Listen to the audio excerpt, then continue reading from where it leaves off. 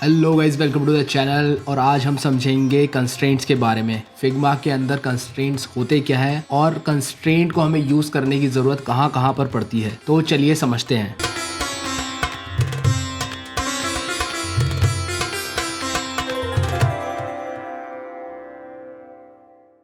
तो कंस्ट्रेंट का मतलब है एक कंडीशन। कंडीशन मतलब किसी भी हम एलिमेंट पे एक कंडीशन लगा देते हैं। और वो कंडीशन लगाई क्यों जाती है? कंडीशन लगाने का एक ही कारण है। वो कारण क्या है कि जैसे हमें किसी भी डिजाइन को बहुत सारे मल्टीपल डिवाइसेस के लिए डिजाइन करना पड़ता है, तो हम हर डिवाइस के लिए बार बार अपनी एप्लीकेशन में चेंजेस करते हैं, जो कि बहुत ही ज्यादा हेक्टिक हो जाता है। तो मान लीजिए मैंने अगर एक एप्लीकेशन तैयार कर ली है फोन के लिए और मुझे अब उसे वेब एप्लीकेशन बनाना है, तो मैं क्या करूंगा, उसमें कंस्ट्रेंट लगा दूंगा। It's with respect to the frame वो हमारा कंस्ट्रेंट काम करता है। और अगर मैं उस डिजाइन को रीसाइज करना चाहता हूं तो कंस्ट्रेंट की मदद से बहुत इजीली वो हमारा रीसाइज हो जाता है। तो बेसिकली जो कंस्ट्रेंट का पर्पस है वो रीसाइजिंग में आता है। अगर हम किसी भी फ्रेम को रीसाइज नहीं कर रहे या दोबारा से अलाइन नहीं कर रहे, तो उस केस में हमें कंस्ट्रेंट की जरूरत नहीं पड़ेगी। रीसाइजिंग में ही हमें कंस्ट्रेंट की जरूरत मेनली पड़ती है। तो चलिए समझते हैं अब एक एग्जांपल से। जैसे मेरे पास एक ये स्क्वायर ब्लू शेप है। अभी आप राइट पैनल में जाके देख सकते हैं कि यहाँ पर एक कंस्ट्रेंट का हमारे पास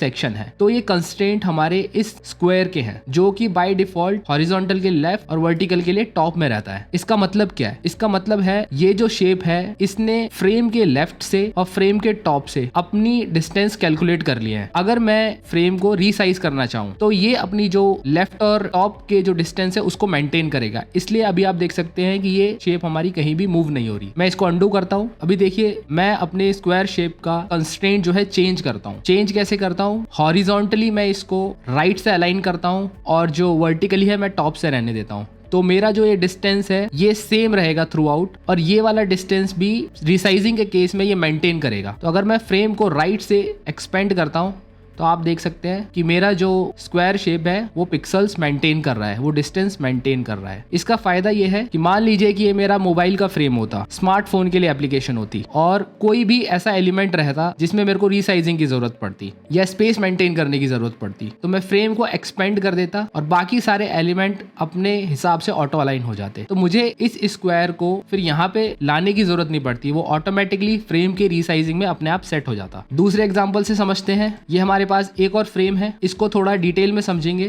जैसे हमारे पास ये फिर से एक स्क्वायर है रेड कलर का। तो मेरा जो स्क्वायर है इसको मैं कंस्ट्रेंट रखता हूँ सेंटर और सेंटर। जैसे कि मेरा ये 100 बाय 100 का फ्रेम है। यहाँ पर 30 मेरी स्क्वायर की हाइट है, 10 मेरी इस रेक्टेंगल की हाइट है, बॉटम वाले की 60 हाइट है। ये मैंने गैप आपको समझाने के लिए लिया है। अगर मैं इस फ्रेम को नीचे से एक्सपेंड करूं और मैं इसको करता हूं 200 तक, तो देखिए इसमें क्या फर्क पड़ता है। ये वाला जो मेरा रेक्टेंगल था 10 का, अब वो 60 का हो गया है, और नीचे वाला जो 60 का था वो 110 का हो गया है। इसका मतलब क्या है? अगर हमारा 100 पिक्सल ओवरऑल फ्रेम का साइज इंक्रीज हुआ है और आप सेंटर में उसको कंस्ट्रेंट रखते हैं, तो 50 पिक्सल आपका ऊपर ऐड होगा और 50 पिक्सल नीचे। तो यहाँ पर जो 10 वो 50 ऐड होके 60 हो गया, और यहाँ पे जो 60 था वो 50 ऐड होके 110 हो गया। सेम केस होगा अगर हम इसको 300 इसकी हाइट इंक्रीज करते हैं। तो यहाँ पर देखिए ये एलिमेंट हमारा पहले था 60, इसमें 50 ऐड हुआ क्योंकि मैंने 100 का इंक्रीमेंट किया है फ्रेम में। जो फ्रेम पहले हमारा 200 की हाइट का था वो अभी हमारा 300 की हाइट का है। तो फिर से इक्वल डिस्ट्रीब्यूशन होगा। पहले 60 था वो अब 50 ऐड होके 110 हो गया है, और नीचे हमारा 110 का जो गैप था उसमें 50 ऐड होके 160 हो गया है। तो सेंटर कंस्ट्रेंट का ये मतलब है। अगर सेंट्री आप कंस्ट्रेंट करते हैं तो उसका मैथमेटिकल कैलकुलेशन इस तरीके से होता है। ये सिर्फ आपको एक समझाने के लिए था। सेम केस अगर हम इसको वर्टिकल में अगर हम बॉटम से लेते हैं और यहाँ पे हॉरिजॉन्टल हम राइट से लेते हैं, तो क्या होगा? तो देखिए बॉटम की हाइट, बॉटम के पिक्सल्स मेंटेन करेगा। ये देखिए फिर से हमारा ये मूव करेगा। एक और चीज इसमें देख लेते हैं। जैसे कि हमारा हॉरिजॉन्टली है स्केल, अगर हम इसको स्केल पे लगा देते हैं और फ्रेम अब हम चेंज करते हैं, तो अभी आप देखेंगे ये एलिमेंट हमारा स्केल हो रहा है। अब स्केल का मतलब क्या है? ये पिक्सल्स मेंटेन नहीं कर रहा, परसेंटेज मेंटेन कर रहा है। तो बेसिकली इस फ्रेम के जितने परसेंटेज में ये एलिमेंट यहाँ पर है, वही परसेंटेज ये थ्रू आउट फ्रेम के एक्सटेंड में मेंटेन करेगा। तो अगर यहाँ पर हमारा मान लीजिए ये 25 पिक्सल का गैप है, तो ये 25 पिक्सल का गैप नहीं रहेगा। तो अभी देखिए, तो आप देख सकते हैं कि ये ज्यादा गैप बन रहा है। इसका मतलब क्या है? ये एब्सोल्यूट टर्म्स में नहीं ले रहा, ये परसेंटेज में टर्म्स में ले रहा है। तो जितनी परसेंटेज पहले थी उसके हिसाब से इसने एडजस्ट किया है। तो स्केल का मतलब है कि वो परसेंटेज की टर्म्स में उसको स्केल करेगा। अगर मैं स्केल को वर्टिकली भी कर दूं तो भी उसी हिसाब से वो इसको वैसे ही करेगा। तो ये समझने वाली बात है, स्केल का मतलब परसेंटेज की टर्म्स में, और अगर आप उसको लेफ्ट और राइट करते हैं तो वो एब्सोल्यूट टर्म्स में उसको करेगा। जैसे मैं यहाँ पर इसको टॉप करता हूँ और यहाँ पे इसको